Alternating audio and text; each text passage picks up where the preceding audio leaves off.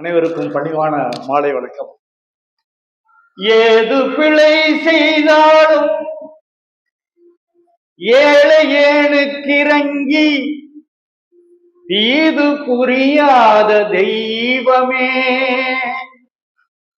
தெய்வமே, ஏது பிழை செய்தாலும் பிழை ஏது செய்தாலும் ஏழையேனுக்கிறங்கி தீது புரியாத தெய்வமே, நீதி தலைக்கின்ற பரங்குன்ற தனிமுதலே,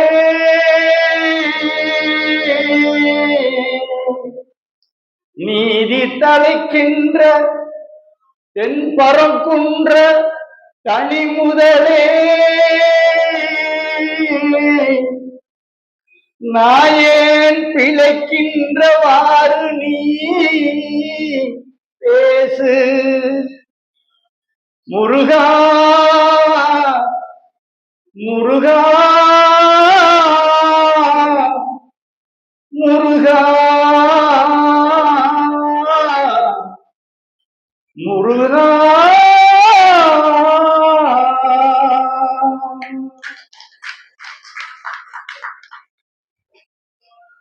அன்பிற்குரிய பெரியோர்களே, தாய்மார்களே, மதுரை திருவள்ளுவர் கழகத்திலே இந்த நாளிலே, இந்த மாலை வேளையிலே ஒரு பொன்மாலை பொழுது அல்ல, இது ஒரு பொன் ஞான பொழுது. இந்த ஞான பொழுதிற்கு வந்திருக்கின்ற அனைத்து இந்த உயிர்களையும் உங்கள் கால் மலர்களை என் சிறந்தாழ்த்தி வணங்குகிறேன். ஞானத்தை தேடி வருகிறவர்கள் மிகவும் குறைவு, பக்தியே பெரிய விஷயம். இதுல முருகனை பற்றி சிந்தனை செய்வதற்கு அதற்கு ஒரு அறக்கட்டளை, அதுலேயும் பாருங்கன்னா கிருஷ்ணம்மாள் பேர்ல அறக்கட்டளை. உட்கார்ந்துருக்க ஆளுக பூராம பழங்குன்னு கொட்ட போட்டாங்க. இங்க இருக்கிற திருவள்ளுவர் கழகத்துல வர்ற ஒவ்வொருவருமே 100 பேருக்கு சமம் என்பதை அடியை நுழைந்திருக்கு. சாதாரண யாரும் நான் பேரெல்லாம் சொல்ல விரும்பல, எல்லாருமே வம்பானால். அது முனிசாமி வேற பேசினாங்க, அந்தான வேற பேசுறாரு. இப்படி ஆளுக மத்தியில என்னை ஒரு அப்ராணிய நேற்று பிறந்தவனை கொண்டு வந்து, இன்னும் கூட பாலும் ஈரம் கூட மாறல, இப்படி ஒரு அப்ராணியை கொண்டு வந்து ஒரு 78 கிலோ இருந்தவன் ஒரு 58 கிலோவுக்கு வந்த என்ன, இந்த வயசான காலத்துல 2 பேர் பேசுவாங்க, உங்க மூஞ்சிலே குத்துவாங்க, அதை எப்படி டிஃபென்ஸ் பண்றீங்கன்னு பார்ப்போம் அப்படின்னு சம்பந்தம் என்ன பண்ணியிருக்காரு. இவங்களாம் பொம்பளையிலே கிடையாது, இப்படி சொல்றதுக்கு நீங்க வருத்தப்படலாம், அப்படிலாம் கிடையாது. எந்த பெண் ஒருத்தி மேடையிலே நின்று முழங்குகிறாளோ அவள் பெண்ணும் அல்ல ஆணும் அல்ல, பரபுருஷ தத்துவத்துக்கு சொந்தக்காரி. அப்படி பாக்குறப்ப பாரதி வந்து பாப்பா பேசுறான், அப்படியே பார்த்து என்னைய பார்த்த மாதிரியே இருந்துச்சு, வயசுல அப்படியே என்னைய பார்த்த மாதிரி இருந்துச்சு. பாரதியை பற்றி இன்னொருத்தி வியந்த பாட்டு, பாட்டுக்கு ஒரு புலவன் பாரதியடா, அவன் பாட்டை பண்ணோடு ஒருவன் பாடினான் அடா, அதை கேட்டு கிறுகிறுத்து போனேனேடா, அந்த கிறுக்கில் உளறு மொழி பொறுப்பாயடா அப்படின்னு உன்னை பார்த்தோன்னா எனக்கு பாரதியை பற்றி ஒருத்தர் சொன்னது ஞாபகத்துக்கு வருது. அதனால பாரதி என்றாலே கலைமகள் தான். வாழ்க வாழ்க, வளமுடன் வாழ்க. இங்க தலைப்பு அது என்ன பாப்பா, நான் வேளா மயிலா, அது எப்படி வேணாலும் எடுத்துக்கலாம். அந்த தலைப்பு நாங்கள் எப்படி வேணாலும் பேசுவோம், இப்படியும் பேசுவோம் அப்படியும் பேசுவோம். பேச்சாளர்களுக்கு வந்து ஒன்றும் பெரிய பிரச்சனை ஒன்றும் இல்லை. இன்னைக்கு வேலுன்னு பேசுவேன், நாளைக்கு மயிலுன்னு பேசுவேன், 2 வேலும் மயிலுமே இல்லைன்னு பேசுவேன். ஏன்னா அதுக்கெல்லாம் பாட்டு இருக்கு. வேலும் கிடையாது மயிலும் கிடையாதா, எங்காலும் சுத்த ஆண்டிதாட்டு நான் பாட்டுக்கு வார்த்தை முடிச்சுட்டு போயிருவேன். எங்காலும் சுத்தமான ஆளு, முழு தத்துவத்துக்கு சொந்தக்காரன், அவளத்தை வெறுத்து போனவன் அப்படின்னா நான் முடிச்சிடலாம். ஆனா இங்க அப்படி இல்லை. ஒரு நிகழ்வு திருவள்ளுவர் கழகம் அப்படிங்கும்போது ஒரு சான்றாண்மையோட பேசணும். அது பாருங்க, திருவள்ளுவர் கழக துணைச்செயலர், அவர் பேரே முருகனுக்கு ஈசனா, முருகேசனா. ஆமா, அவர் வந்து இறை வணக்கம் பாடினாரு. இங்கிட்டு வேலு மயிலு, யாரா வேலு யாரா மயிலு, யார் என்னை குத்த போறா, யார் எனக்கு அழகு காட்ட போறா, யாரா வேலு, சத்யா வேலு. ஆமா, அப்படிதான் எழுதியிருக்கா, ரைட்.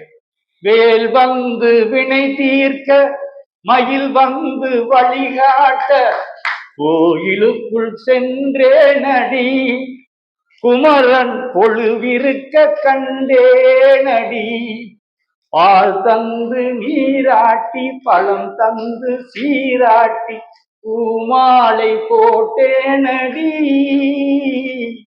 புகழ் மாலை சேர்த்தேனடி. வேளழகும் மயிலழகும் அப்படிலாம் அழகா தெரியுது எனக்கு. வேளழகும் மயிலழகும் வீட்டிருக்கும் பேரழகும் காலமெல்லாம் நிலைக்கும் அடி, அந்த காட்சி என்றும் இருக்கும் அடி அப்படின்னு சூழமங்கல சகோதரிகள் திருமாவளவனை கைத்தட்டுறாருன்னா எனக்கு ரொம்ப சந்தோஷம். ரொம்ப சந்தோஷம். ஒரு இறுக்கமான ஒரு மனிதரை கைத்தட்ட வைக்கிறோம்னா அடேங்க அப்பா, அதுதான் தமிழுக்கு கிடைத்த வெற்றி, இந்த வரிகளுக்கு கிடைத்த வெற்றி. ரைட். அப்புறம் வேலு. சுடராக வந்த வேல் முருகா, கொடும் சூரரை போரிலே வென்ற வேல் முருகா, சுடராக வந்த வேல் முருகா, கொடும் சூரரை போரிலே வென்ற வேல் முருகா, கணிக்காக மனமும் இந்த முருகா, கணிக்காக மனமும் இந்த முருகா, முக்கணியான தமிழ் தந்த செல்வமே முருகா, அழகென்ற சொல்லுக்கு முருகா. டன் டன் டன் டன் டன் அப்படின்னு இன்டர்நெட் நீ போட்டேன்னா தான் ரசிக்கிறேன்னு அர்த்தம். வேல்.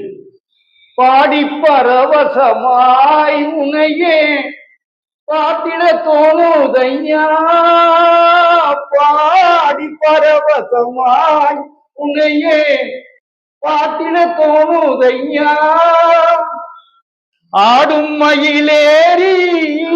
மயில் வேணாம் வேணாம், நீ உட்கார்ந்தாலே பயமா இருக்கு. ஆடும் மயிலேறி முருகா ஓடி வருவாயப்பா, உள்ளம் ஊதையா முருகா, உன்னடி காண்கையிலே அள்ளி அணைத்திடவே, அள்ளி அணைத்திடவே, அள்ளி அணைத்திடவே எனக்குள் ஆசை பெருகுதப்பா முருகா, உள்ளம் உருகுதையா.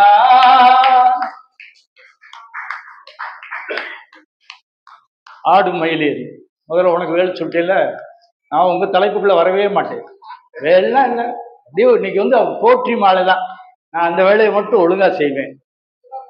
முருகனுக்கு எப்படி பாட்டு? செவ்வேல் என நீ பெயர் கொண்டாய்.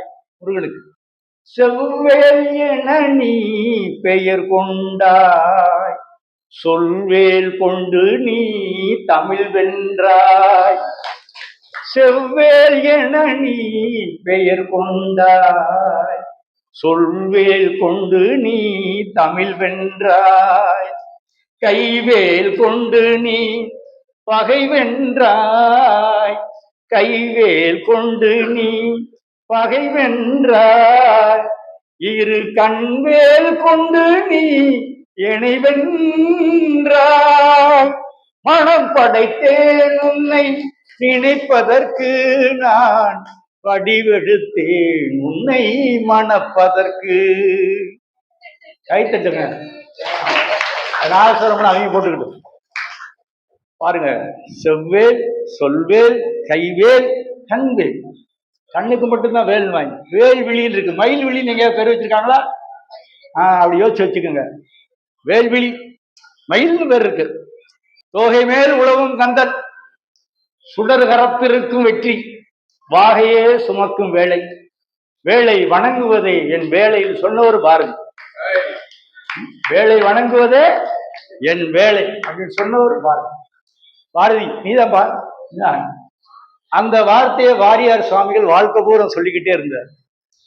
அப்புறம் இந்த அருணகிரியோட திருப்புகள்லையும் கந்தர் கலிவன்பாளையும் நான் அந்த ஆட்டைக்கெல்லாம் போக போறது இல்லை. ஏன்னா அதெல்லாம் ரொம்ப கஷ்டமான பாட்டு. அதை ரசிச்சு சுவைச்சு பாடினாங்க பார்த்தீங்களா? அதை ரசிச்சு உள்வாங்கி மக்களுக்கு அதை தெரியப்படுத்தணும்னு எளிமைப்படுத்தினவங்க நிறைய பாடலாசிரியர்லாம் இருக்காங்க. அதுல ரொம்ப தலை சிறந்தவர் கேடி சந்தானம் ஒருத்தர். வடிவேலும் மயிலும் துணை, வடிவேலும் மயிலும் துணை, சொல்வளர் மார்த்தமிழா செந்ததமும் கந்தனை பாட வடிவேலும் மயிலும் துணை. அப்படி சந்தை நல்லா இருக்கும். நடராஜன் அருள்பாலன் நான் மறை தொழும் சீலன், நடராஜன் அருள்பாலன் நான் மறை தொழும் சீலன், தடம் மேவும் தொழில் சூழும் தணிகை வாழும் பரமஞான குருவர வடிவேலும் மகிழும் துணை அப்படின்னு கேடி சந்தானா இந்த சந்த பாடல் மாதிரியே எழுதுறாரு அம்பிகாபதி படத்துல. அப்புறம் ஒரு கட்டத்துல 1964 65 கட்டத்துல பாத்தீங்கன்னா சின்ன ஒரு 5 வயசு 6 வயசு பேனா இருந்திருக்கும். அப்போ பூரா பாத்தீங்கன்னா சீர்காழி பாட்டு ஒழிக்கும், டிஎம்எஸ் பாட்டு ஒழிக்கும். உளுந்தூர்பேட்டை சண்முகம்னு ஒரு ஆள் இருந்தார். அவர் சொன்னார், அழகா சொன்னார், முருகா என்றழைக்கவா, முத்து குமரா என்றழைக்கவா, கந்தா என்றழைக்கவா, கதிர்வேளா என்றழைக்கவா, எப்படி அழைப்பேன் உன்னை எங்கே காண்பேன் அப்படின்னு டிஎம்எஸ் இங்கிட்டு பாடிக்கிட்டு இருப்பாரு. அப்படி இன்னொரு ஆல்பம் வெளியிடுச்சு அதே காலகட்டத்தில். முருகன் என்று அழைத்தால் என்ன, குமரன் என்று உரைத்தால் என்ன, கந்தன் என சொன்னால் என்ன, கார்த்திகேயன் என்றால் என்ன, எப்படியும் அழைக்கலாம் எங்கிருந்தும் காணலாம் முருகா உன்னை, எப்படியும் அழைக்கலாம் எங்கிருந்தும் காணலாம். ரெண்டு எப்படி ஒருத்தர் அழைக்கவா அழைக்கவான்னு கேட்டாரு. எப்படி வேணாலும் அழைய, தமிழை கூப்பிடு, தமிழ்ல சொல்லு, முருகன் தானா வருவான்னு நம்ம ஆளுங்க இப்படி. சரி, இவனுக்கு திரைப்பட பாட்டு இந்த மாதிரி பக்தி பாட்டு தான் இளவனுக்கு தெரியும் போல இருக்கு, தலைமை ஒன்றும் திருப்புகள் எல்லாம் தொட்டவே மாட்டேங்கிறானே அப்படின்னு இங்க இருக்கிற சான்றோர் பெருமக்கள் நினைக்கிறாங்க. திருப்புகள்லாம் நான் பாடினேன்னு வச்சுக்கோங்க, அதுக்குள்ள இருக்க அந்த ஒரு எழுத்து இருக்கு பார்த்தீங்களா, ஒரு வார்த்தை, இந்த ஒரு வார்த்தைக்கே கிட்டத்தட்ட 2 மணி நேரம் விளக்க சொல்லலாம். அருணகிரி அப்படி அடக்கி வச்சிருக்காரு. ரொம்ப கஷ்டம், ஹெவி டோஸ் உங்களுக்கு வேண்டாம். அதான் திருப்புகழ் தெரியாதுன்னு தயவுசெய்து என்னை ஒரு முடிவுக்கு வந்துடாங்க. தந்ததன தந்தனம் தந்ததன தந்தனம் தந்ததன தந்தனம் தந்ததானா, தந்ததன தந்தனம் தந்ததன தந்தனம் தந்ததன தந்தனம் தந்ததானா. முதல்ல இன்னைக்கு இருக்கிற இசையமைப்பாளருக்கெல்லாம் அந்த பிரபஞ்சத்துக்கு தத்தகாரம்னா என்னன்னு சொன்னவரு அருணகிரிநாதன். அருணகிரியை தொடாம, அவை பாட்டிய தொடாம, தமிழை தொடாம நீங்க முருகனை நெருங்கவே முடியாது. சத்தியமா வாய்ப்புள்ள. முருகன் நம்மள மாதிரி ஆட்களுக்கு எல்லாம் வரவே மாட்டார். ஆனா அவர் வருவார். நல்ல தமிழ் பேசுனீங்கன்னா வருவார், நீங்க நல்ல தமிழை கேட்டீங்கன்னா வருவார். வேடிக்கையா சொல்லுவாங்க, எங்கெல்லாம் ராமநாமம் ஒழிக்கிறதோ அங்கெல்லாம் அனுமன் கைகட்டி வாய்வத்தை கேட்டுக்கொண்டு இருப்பார். எங்கெல்லாம் தமிழ் முழக்கம் கேட்கிறதோ அங்கெல்லாம் முருகன் நின்று கேட்பார் என்பது சத்தியமான உண்மை, மறுக்க முடியாத உண்மை. நல்ல தமிழ் பேசுனீங்கன்னா வாயில உமிழ்நீர் ஊறும். நல்ல தமிழ் பேசினா உமிழ்நீர் நிறைய ஊற ஊற ஊற ஊறதான் பிபி, சுகரு, கொலஸ்ட்ரால் எதுவும் வராது. அதனாலதான் திருப்புகளெல்லாம் வாய் விட்டு பாடுங்க, புரியுதோ புரியலையோ பாடுங்க. பெரியார்தாசன் ஒருத்தர் இருந்தார், அவரே சொன்னார், இது ஒரு பல்கலைக்கழகமாக வைக்கணும். முத்தைத்தரு பத்தி திருநகை அத்திக்கிரை சத்திச்சரவணம் முத்திக்குரு வித்துக்குருபர் என ஓதும் முக்கற்பர மற்கு சுருதியின் முற்பட்டது கற்பித்திருவரும் 33 தமரரும் அடிவேன 10 தலது எத்த துணைகள் ஒற்றை பாட்டை பாடிக்கிட்டே தான் நமக்கு நேரம் குறைவா இருக்கிறா. இதை நான் பாட்டாவது பாடிடுவேன். தந்ததன தந்தனம் தந்ததன தந்தனம் தந்ததன தந்தனம் தந்ததானா, தண்டையணி வெண்டையங்கிங்கினி சதங்கையும் தங்கள சிலம்புடன் கொஞ்சவே, நின் தந்தையினும் பரிந்து இன் பௌரி கொண்டுனன் சந்தனம் அணைந்து நின்று அன்பு போல. சந்தம்ன்ற வார்த்தை அது அவருக்கு அருணகிரிக்கே உரிய சொந்தம். அதனால அவர் நமக்கு சொந்தம். எனக்கு ஊர சொந்தக்காரங்களாக உட்கார்ந்துருக்கீங்க. தமிழை நேசிக்கிற அனைவருமே அடியனுக்கு தமிழ் உறவுகள் தான். நின் தந்தையினே முன்பறிந்து இன்பூரி கொண்டு நின் சந்தனம் அணைந்து நின்று அன்பு போல அப்படிங்கிறது. கண்டுர கடம்புடன் சந்தமகுடன்களும் கண்டுர கடம்புடன் சந்தமலுடங்களும் காஞ்சமலர் கொன்றையும் சிந்து வேலும். சத்தியமா புரியாது. கஞ்சமலர் கொன்றையும் சிந்து வேலும். கண்களும் முகங்களும் சந்திர நிறங்களும் கண்குளிர என்ற முன் சந்தியாவோ. கண்களும் முகங்களும் சந்திர நிறங்களும் கண் குளிர. கண்ணு எரிச்சலா இருக்கக்கூடாது. உங்களை பார்த்தா கண்ணு எரிய முடியாது. உங்களை பார்த்த உடனே குளிரணும். அப்ப நம்ம எப்படி இருக்கணும்? எவ்வளவு ஒழுக்கமா இருக்கணும், எவ்வளவு அருள்பாளிப்போடு இருக்கணும், மரியாதையா இருக்கணும். கண்களும் முகங்களும் சந்திர நிறங்களும் கண்குளிர என்ற முன் சந்தியாவோ. சந்தியாவோன்ற வார்த்தை ஓன்ற ஒரு நெடியில் இருக்கு பார்த்தீங்களா? அடடாவோ, அம்மாடியோ, அப்பாடியோ, யோ அப்படிங்கிற வார்த்தைய அடடாவோ சந்தியாவோங்கிறார். குண்டரிக ரண்டமும் கொண்ட பகிரண்டமும் பொங்கியள வெண்களம் கொண்ட போது பொன்கிரி எனச் சிறந்து எங்கனும் வளர்ந்து முன் குண்டரிக தந்தையும் சிந்தை கூற. இதான் நமக்கு ரொம்ப பிடிச்ச இடம். கொண்ட நடனம் பதம் செந்திலும் என்ற முன் கொஞ்சி நடம் புரியும் கந்த வேலே. இப்பதான் தமிழுக்கு வருவார். கொங்கைபுரம் அங்கையின் சந்த மனம் உண்டிடும். கொங்கைபுரம் அங்கையின் அவர் பூமிக்கு எதுக்கு வந்திருக்காருன்னா வள்ளியோட அழகு தமிழ் சந்த கவிதையை கேட்க வந்தாராம். சந்தமனம் உண்டிடும் கும்பமுனி கும்பிடும் தம்பிரானே அப்படின்னு அருணகிரிநாதர் முருகப்பெருமான வியக்கும் போது தமிழை சொல்லிதான் வியக்கிறாரு. அதனால வேலு மயில் கந்தர் அனுபூதி பெற்று கந்தர் அனுபூதி சொன்ன எந்த அருள்நாடி இருக்கும் நாள் என்னாலோ அப்படின்னு ஒருத்தர் ரொம்ப கவலைப்படுறார். கந்தன் அப்படிங்கிற வார்த்தைக்கு முருகன்னா அழகு அப்படின்னு அது எல்லாருக்கும் தெரியும். ஆனா போன தடவை மாப்பிள்ளை பேசும்போது முருகன் என்றால் ரௌத்ரமான கடவுள், போர் கடவுள்னு ஆராய்ச்சியோட மெய்ப்பிச்சார். அப்படி கந்தம் அப்படின்னா வந்த நற்கந்தம்னு இருக்கு, துர்கந்தம்னு இருக்கு. நல்ல வாசனை உடையவர். கந்தம் என்றால் நாசிக்கு உயிர்கூறுன்னு திருமூலருடைய 96 தெய்வீக கட்டளை. கந்தம்னா நாசிக்கு உயிர்கூறுன்னு சொல்லுது. அதனால இப்படியெல்லாம் நிறைய இருந்தாலும் கூட ஆமா உங்களுக்கு வழி விடணும்ல, சரியா 8:00க்கெல்லாம் முடிக்கணும்ல. அப்ப இங்கிட்டு வேல் இருக்கு, மயில் இருக்கு. பொதுவாகவே வேலு மயிலுங்கிறது நம்முடைய கலாச்சாரத்துல ஊர்ன ஒரு ஒன்று. வேலுங்கிறது நல்ல ஒரு உருவகம், மயிலும் ஒரு உருவகம் தான். அது தத்துவார்த்தம், ஆராய்ச்சி, பக்தி, புராணம் இதெல்லாம் நிறைய அதனுடைய டைமென்ஷன் ஜாஸ்தி இருக்கு. ஆனாலும் மக்களுக்கு எது பொருத்தமா இருக்குன்னு சொல்றதுக்கு தான் இங்க வந்திருக்கோம். மக்களுக்கு இன்றைய வாழ்வியல் நெறிமுறைக்கு இந்த வழிபாடு, இந்த எண்ணம், இந்த சிந்தனை நம்முடைய அகத்து ஆய்வுக்கு எந்த அளவு வளம் சேர்க்கும் என்பதை தெரிவிக்கத்தான் இந்த சொல்லரங்கம் காத்திருக்கிறது. அந்த வகையில் முருகன் அருளை பெறுவதற்கு பெரிதும் துணையாக இருப்பது வேல் தொடங்கட்டும்.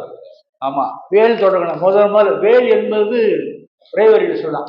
ஆழ்ந்து அகன்ற நுண்ணியனே அப்படின்னு ஒரு வார்த்தை சிவபெருமானுக்கு சொல்லுவாங்க. வேலோட வடிவமே நல்லா பாத்தீங்கன்னா ஆழ்ந்து அகன்று நுண்ணிய வடிவமா இருக்கும் வேலோட வடிவம். முருகப்பெருமானுடைய பெருமையை பெரிதும் எடுத்து காட்டுவது வேல் என்று சொல்றதுக்கு அந்த சத்தியகிரி பகுதியை சேர்ந்த, சத்தியகிரியே தன்னுடைய வாழ்விடமாக கொண்ட, அதுக்கு பேர் சத்தியகிரின்னு திருப்பரங்குன்றத்துக்கு இன்னொரு பேர் இருக்கு, அதுக்கு இன்னொரு பேர் இருக்கு, அதெல்லாம் நான் முடிவுரையில் வச்சுக்கிறேன். அந்த பகுதியில இருந்து வந்த சத்யா தேவி வேலே என்று உங்கள் சார்பாக பேசுமாறு இந்த சொல்லரங்கத்தின் சார்பில் பணிவோடும் அன்போடும் வாழ்த்துக்களோடும் அழைக்கிறேன். வாழ்க பெண்ணே. பாலும் தெளிவேனும் பாகும் பருப்பும் இவை 4 கலந்துனக்கு நான் தருவேன். கோலஞ்சை துங்க கரிமுகத்து தூமணியே நீ எனக்கு சங்கத்தமிழ் 3 தா என்று முழுமுதற் கடவுள் விநாயக பெருமானை வணங்கி, அவையில் இருக்கும் அனைத்து சான்றோர் பெருமக்களையும் ஆண்டோர் பெருமக்களையும் வணங்கி, கிருஷ்ணமால் ஆட்சி அவர்களின் நினைவாக இப்படி ஒரு சிறப்பான அறக்கட்டளை ஆட்சி அவர்களையும் வணங்கி, அவரது குடும்பத்தார் ஆட்சி எப்படி அன்பா இருப்பாங்களோ அவர்களோட குடும்பத்தாரும் அன்பானவர்கள் என்பதற்கு தான் அவரோட நினைவா ஒவ்வொரு ஆண்டும் இப்படி ஒரு அறக்கட்டளை. இதே போல இது ஒரு முன்னுதாரணம். எல்லாரும் இதே மாதிரி நம் வீட்டு பெரியவர்கள் வாழும் போது அவர்களுக்கு மரியாதை கொடுத்து, வாழ்ந்த பிறகு அவர்கள் நினைவாக அறக்கட்டளை வைத்து நடத்த வேண்டும் என்பதற்கு முன்னோடியாக இருக்கக்கூடிய குடும்பத்தாரை வணங்கி, உள்ளத்திலே நீ இருக்க உன்னை நம்பி நான் இருக்க வெள்ளி மலையான் மகனே வேலையா என் வாழ்வு வளம் காண கடைக்கண் பாறையா. நம்மளோட வாழ்க்கையெல்லாம் நல்லா இருக்கணும் அப்படின்னா வேலையா நம்மள கடைக்கண் பார்த்தாலே போதும். அப்படி வேலன் நமக்கு ரொம்ப முக்கியமானவர். அதனால வேலுதான் ரொம்ப முக்கியம் அப்படின்றதுக்காக பேச வந்திருக்கேன். ஆறுமுகம் கொண்டதால் அவன் சண்முகன், கங்கையில் தவழ்ந்ததால் அவன் காங்கேயன், கார்த்திகை மாதர் வளர்த்ததால் அவன் கார்த்திகேயன், ஆறுமுகம் திருவுருவம் ஒன்று கூடியதால் அவன் கந்தன், கூப்பிட்ட குரலுக்கு ஓடோடி வந்து அதுவும் வேலோடு வந்து நம் வினைகளை தீர்ப்பதால் அவன் வேலன். அதனால அந்த வேல் தான் என்னைக்கும் நமக்கு துணை நிற்குது அப்படின்னு சொல்ல வரேன். வேலும் மயிலும் துணை, ஆனால் வெற்றி வேல் உற்ற துணை என்பது தமிழ் மந்திரம். வேலும் மயிலும் துணைதான், ஆனா வெற்றி வேல் தான் நமக்கு எப்பவுமே உற்ற துணையா இருக்குது. தமிழ் மொழியில இணை எழுத்துக்கள் மொத்தம் 6. ஆறுமுக கடவுள்ல 6 சிரங்களா இருக்கிறது அந்த இன எழுத்துக்கள். உயிரெழுத்துக்கள் 12. முருகப்பெருமானோட தோள்கள் வந்து அந்த சிரங்கள் வந்து 12 உயிரெழுத்துக்களா இருக்கு. அந்த தோள்கள் வந்து 18 மெய்யெழுத்துக்களா இருக்கு. ஆனா அவன் கை கொண்ட வேல் தான் ஆயுத எழுத்தா இருந்து இன்னைக்கும் நம்ம எல்லாரையும் காத்துக்கிட்டு இருக்கு. படை வீடுகள்ல முதல் படை வீடு திருப்பரங்குன்றம். அந்த திருப்பரங்குன்றம் முருகப்பெருமான்ல இன்னைக்கும் பாத்தீங்கன்னா வேலுக்கு தான் அங்க அபிஷேகம். அப்ப வேல் தானே சிறந்தது. முதல் படை வீடுல வேலுக்கு தான் இன்னைக்கும் அபிஷேகம் நடக்குது. வேலனையும் அவன் கை வேலையும் வேறுபடுத்தியே பார்க்க கூடாது. வேலன் வேறு, வேல் வேறு கிடையாது. ரெண்டுமே ஒண்ணுதான். நீங்க மயில் வேற முருகன் வேறன்னு கூட நினைச்சிடலாம். ஆனா முருகப்பெருமான் வேற வேல் வேற நினைக்கவே முடியாது. நம்ம பாக்குறதுக்கு வேல் அப்படின்றது ஒரு ஆயுதம் அப்படின்னு நம்ம நினைப்போம். ஆனா வேல் அப்படிங்கிறது ஒரு ஞானம். ஞான சக்தியை அதில் நோக்கி நமக்கு வச்சிருக்காரு. ஞான சக்தியை அதுல தேக்கி வச்சிருக்கிறதுதான் தயாபரன். அப்ப அக்கா ஞான சண்முகா தேவி வேலின் அருளாலதான் இப்ப அக்கா பேச வந்திருக்காங்க. ஆமா, அது வந்து எங்களோட ஞான குரு அவரு. ஆமா. அடுத்து வேல் என்பது மூலஸ்தானத்திலே இருந்து அனுக்கிரகம் செய்யும் அளவிற்கு ஆற்றல் நிறைந்தது. முருகப்பெருமானுக்கு மொத்தம் 3 சக்தி: இச்சா சக்தி, கிரியா சக்தி, ஞான சக்தி.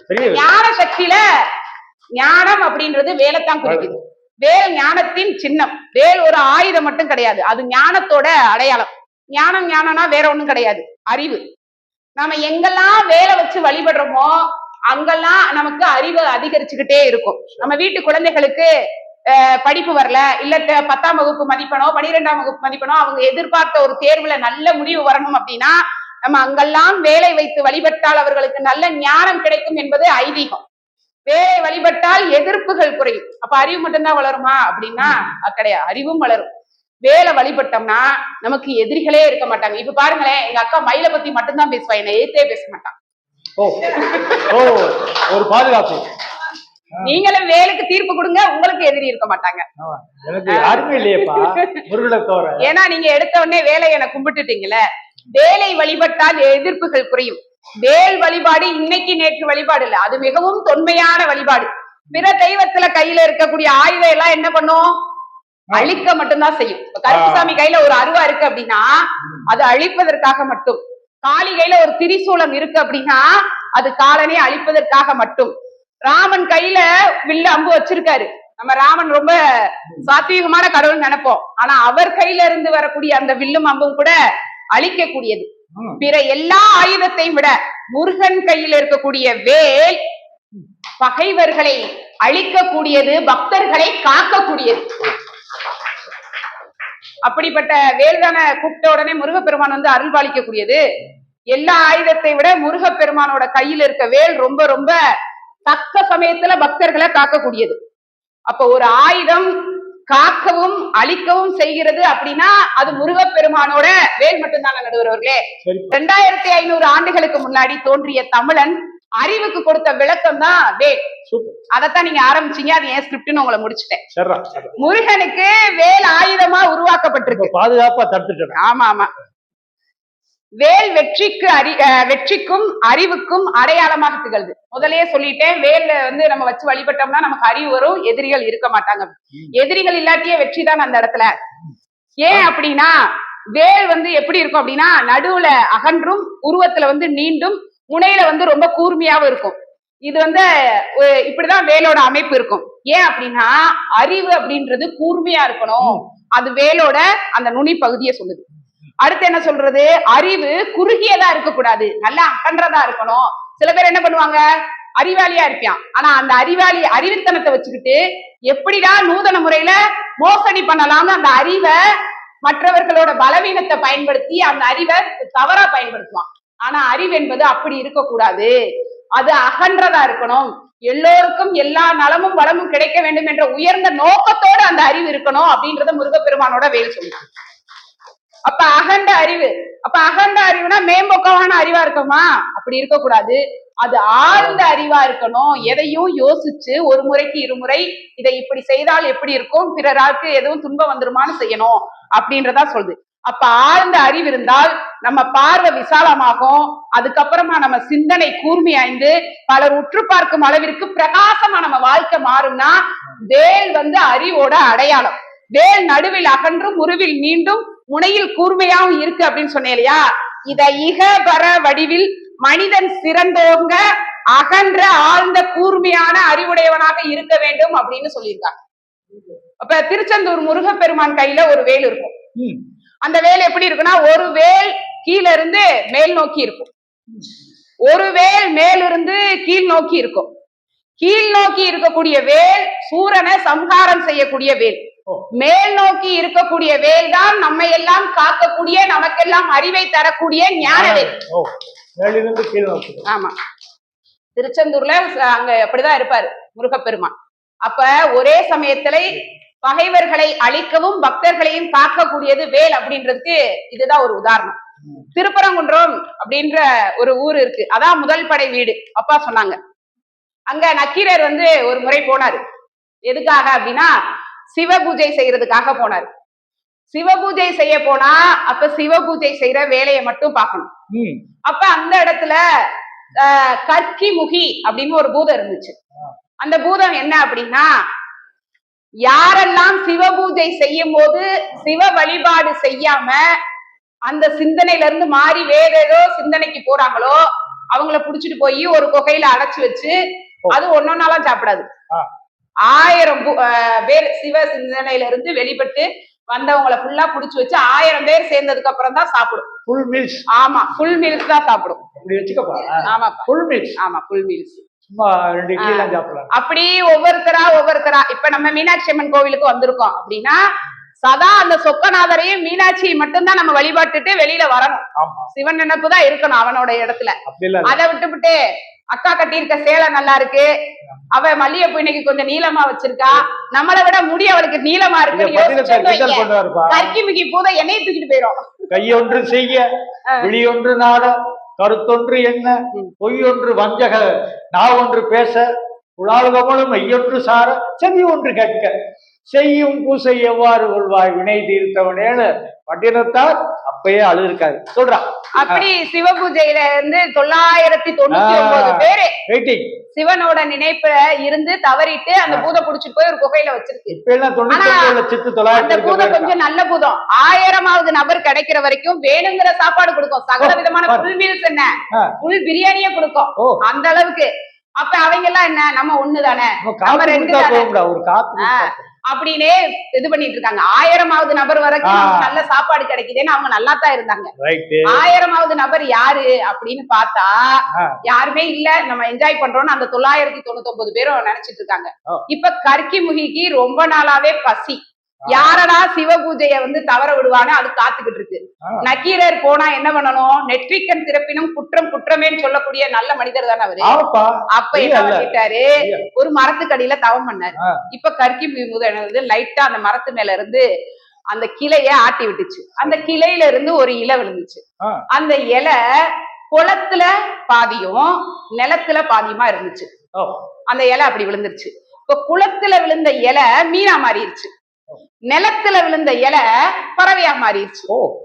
இது பாக்குறாரு நக்கீரர், என்னடா இது இதுவரைக்கும் நம்ம பார்க்காத ஸ்பெஷல் ஐட்டமா இருக்கே, பாதி மீன் பாதி பறவை, எப்படி இது இப்படி ஒரு பிறவி இருக்கா அப்படின்னு பார்த்த உடனே ஓம் நம சிவாய ஓம் நம சிவாயன்றத சொல்ல மறந்துட்டாரு. 1000வது நபர் கிடைச்சிட்டாரு அப்படின்னு பூதம் புடிச்சிட்டு வந்த உடனே எல்லாரும் திட்டுறாங்க. திட்டுன உடனே பாக்குறாரு. இப்ப நக்கீரரு எல்லாரும் அழுகிறதையும் கேட்டு அவங்கள தேற்றணும் ஆற்றணும் இல்லையா, உடனே முருகப்பெருமான நினைச்சு திருமுருகாற்று படை பாடுறாரு. கூப்பிட்ட குரலுக்கு உடனே முருகப்பெருமான் தன் வேளால் அந்த குகையை ஒண்ணுமில்லாம சுக்குநூறாக்கி அங்க இருக்கக்கூடிய 1000 நபரை, நக்கீரர் உட்பட 1000 நபரையும் காப்பாற்றினார் அப்படின்னா உடனே கூப்பிட்ட குரலுக்கு ஓடோடி வந்து காத்தது முருகன் கையில் இருக்கும் வேல்தான நடுவர் அவர்களே. ஆமா ஆமா, எல்லாம் கைத்தட்டுங்க, நல்லா சொல்லு, கைத்தட்டு. வேல் தான் கூப்பிட்ட உடனே வரணும். இப்படித்தான் திருத்தணியில ஒரு அம்மா ஒவ்வொரு நாளும் ஒவ்வொரு படிக்கட்டா ஏறி திருமுருகாற்றுப்படைய பாடிக்கிட்டே போவாங்க. ஆனா அந்த அம்மா கொஞ்சம் வயசான அம்மா, ஆனா கொஞ்சம் காசுக்கார அம்மா, வைரத்தோடு போட்டுக்கிட்டு போறாங்க. பாக்குறியான் ஒவ்வொரு நாளும் இந்த அம்மா போகுது, 365 படிக்கட்டு இல்லையா போகுது, ஒவ்வொரு நாளும் பாட்டு பாடிக்கிட்டே போகுது, ஒவ்வொரு நாளும் பாட்டு பாடிக்கிட்டே வராங்க. என்ன செய்யலாம், வைரத்தோடு வேற நம் கவனத்தை ஈர்க்குதே அப்படின்னு பாக்குறாங்க. பார்த்த உடனே இப்ப திருடனுக்கு வந்து கண்ணு உறுத்திருச்சு. சரி, போகும்போது கொஞ்சம் வெளிச்சமா தான் இருக்கும். நடந்த இடம் திருத்தணி 365 படிக்கட்டு. இறங்கி வரும்போது நடந்துதானே வரும். ஒரு பாறைக்கு பின்னாடி ஒளிஞ்சுக்குருவோம்.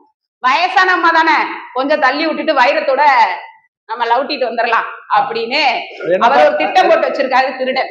அம்மா பாடிக்கிட்டே போனவங்க திருப்பி திருமுருகாற்றுப்படை பாடலை பாடிக்கிட்டே வராங்க.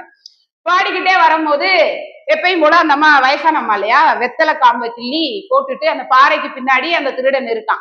அப்ப என்ன நம்மளாம் நினைப்போம், இருட்டான நேரம் அந்த அம்மா வருது, பாறைக்கு பின்னாடி மறைவா இருக்காங்க, அப்ப வைரத்தோட தூக்கிட்டு போயிட்டு இந்த அம்மாவுக்கு வந்து ஏதோ ஆபத்து வந்துரும் அப்படின்னு நம்ம நினைச்சிட்டு இருப்போம். அப்படியான சூழல் தான் அங்க இருந்துச்சு. ஆனா அந்த அம்மா பாட்டு பாடிக்கிட்டே வெத்தலை காம்பை கிள்ளி போட்டுட்டு வந்துட்டாங்க. வந்து வீட்டுல வந்து தூங்கி எந்திரிச்சிட்டாங்க. மறுநாள் காலையில பார்த்தா அந்த அம்மாவோட வைரத்தோடு மேல் கண்ணா இருந்த அந்த திருடன் வந்து இந்த அம்மா கால்ல சாங்காம விழுகிறாரு. அம்மா தாயே என்னைய மன்னிச்சிரு அப்படின்னு விழுகிறாரு. யாருப்பா நீனு, சும்மா இருக்க கால்ல வந்து இப்படி விழுந்துகிட்டு இருக்க அப்படின்னு. இல்லம்மா அப்படின்னு சொல்றாரு. என்னப்பா என்ன என்ன இல்லம்மான்ற என்ன என்ன அப்படின்றாரு. ஐயோ, உங்களுக்கு இருக்கிற அபூர்வ சக்தி நான் நேத்துதான் நேர்ல பார்த்தேன் அப்படின்னாரு. என்ன நடந்துச்சு அப்படின்னு கேட்டா, அந்த அம்மா ஒவ்வொரு படிக்கட்டுக்கும் ஒவ்வொரு பாடலா பாடிக்கிட்டு வராங்க இல்லையா, அப்படி அவங்க வரும்போது 46வது படிக்கட்டு வந்துகிட்டு இருக்கும் போது திருமுருகாற்றுப்படையில 46வது வரி கூர் முதல் தடிந்த சுடர் இலை அப்படின்னு சொல்லி தான் வச்சிருந்த வெத்தலை காம்பை கிள்ளி இப்படி போட்டுச்சு இல்லையா, தான் கிள்ளி போட்ட வெத்தலை காம்பு வேளா போய் அந்த திருடனை சாப்பிட்டதுனால அவன் அந்த ஒரு நாள் இரவு முழுவதும் சுயநிலவு இல்லாம மயக்கத்துல இருந்துட்டு மறுநாள் வந்து முருகப்பெருமானின் அருள் இந்த அம்மா பாடின பாடலின் மூலமா நம்ம உணர்ந்தமே அப்படின்னு தான் தெரியாம கூட அந்த பாடல் வரிகளை சொன்னா உடனே கூப்பிட்ட குரலுக்கு ஓடோடி வருவான் வேலன் அப்படின்றதுதான் இந்த பாட்டோட அர்த்தம். அப்ப திருமுருகாற்றுப்படை பாடலை நம்ம ஒவ்வொருத்தரும் வீட்டுல பாடணும் அப்படின்னா உடனே வேலன் வருவான், நம் வினைகள் எல்லாம் தீர்ப்பான்.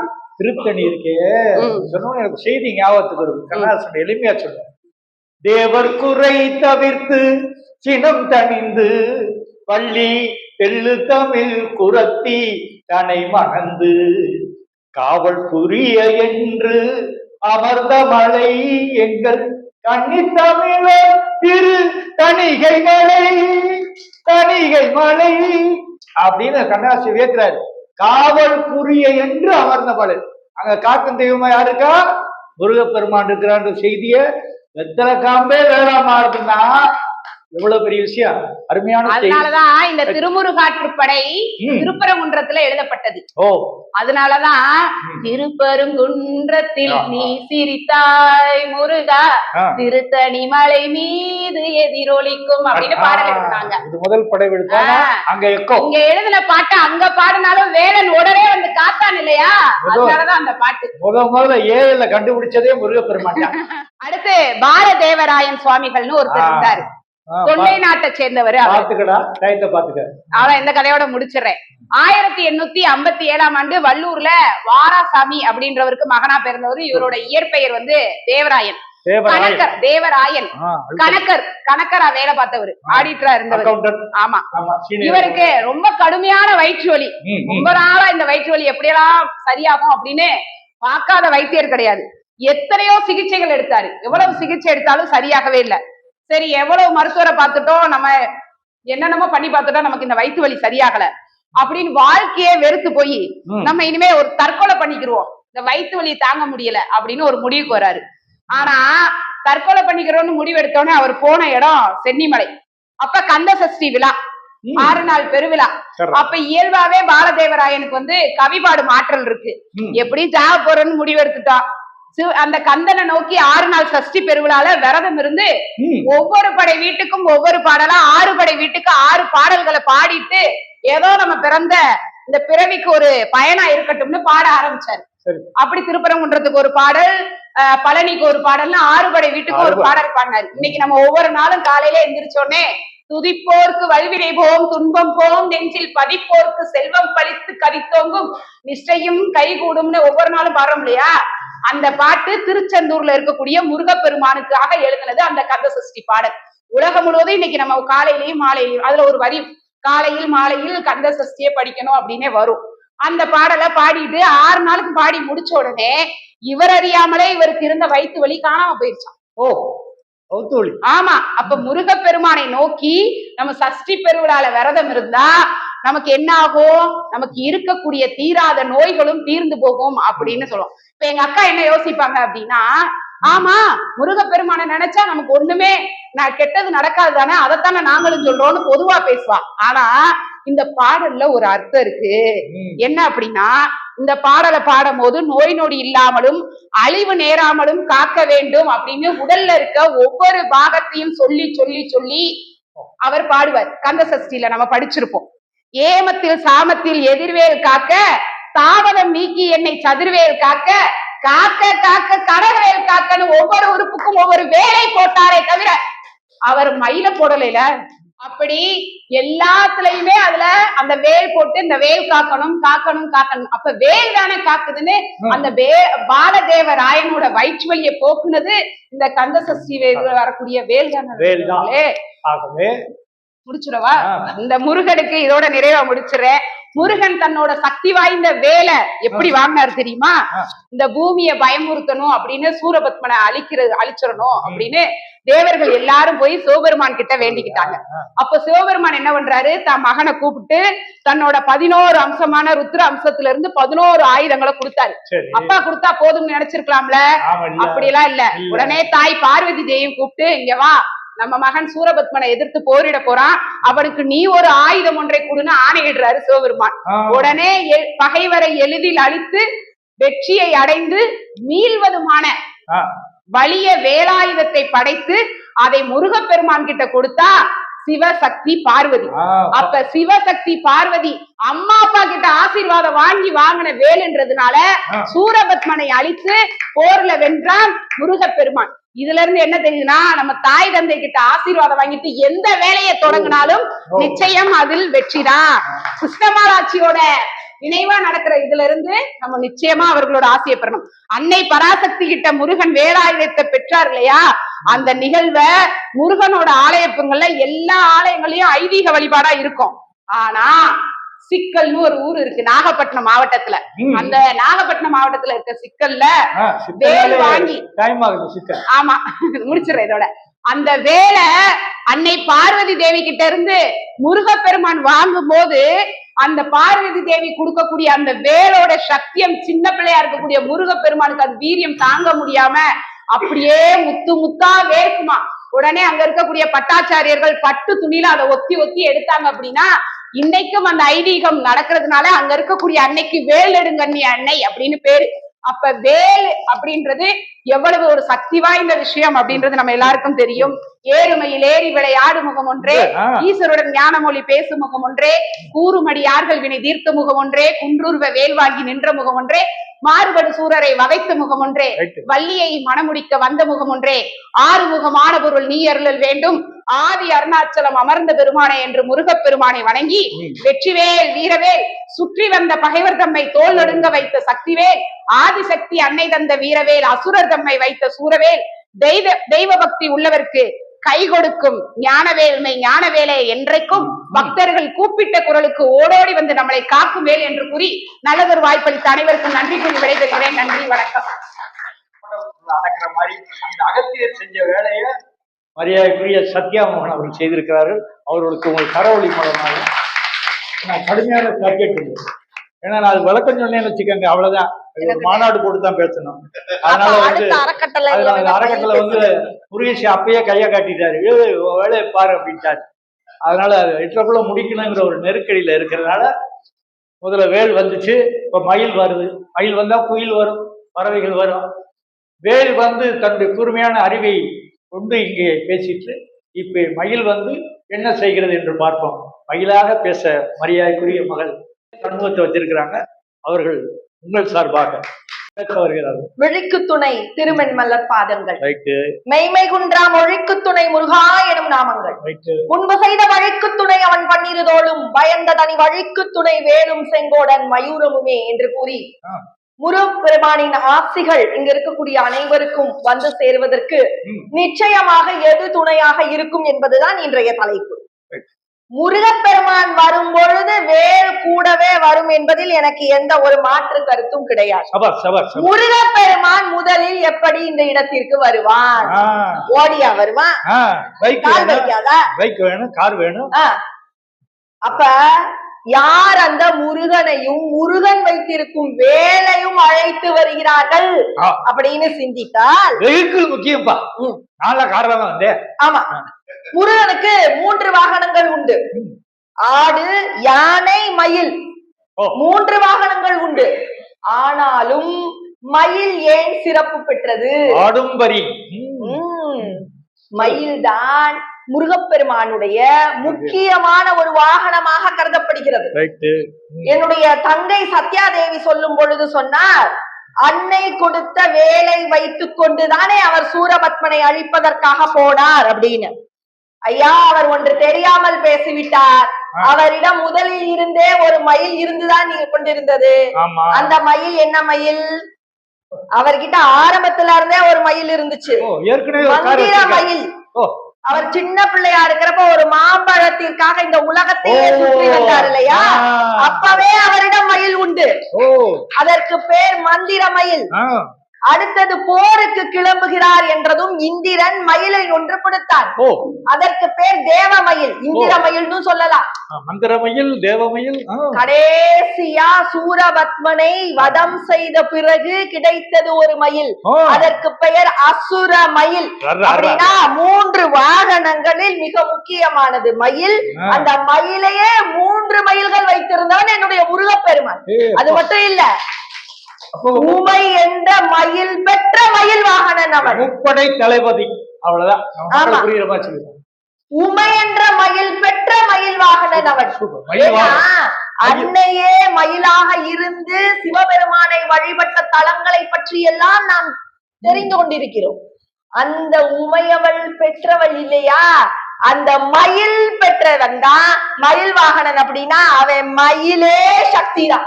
அதனாலதான் அந்த மயிலுக்கு சக்தி மயில் அப்படின்னு ஒரு பெயர் உண்டு. இப்ப நம்முடைய அன்னை மீனாட்சி எப்படிப்பட்டவள்? இந்த பிரபஞ்சத்தில் இருக்கக்கூடிய எல்லா உயிர்களையும் தன் குழந்தை போல நினைத்து பாதுகாக்கக்கூடியவள் அன்னை மீனாட்சி. இப்ப அந்த மீனாட்சியின் அம்சமாக இருக்கக்கூடிய மயில் என்ன செய்யும் தெரியுமா?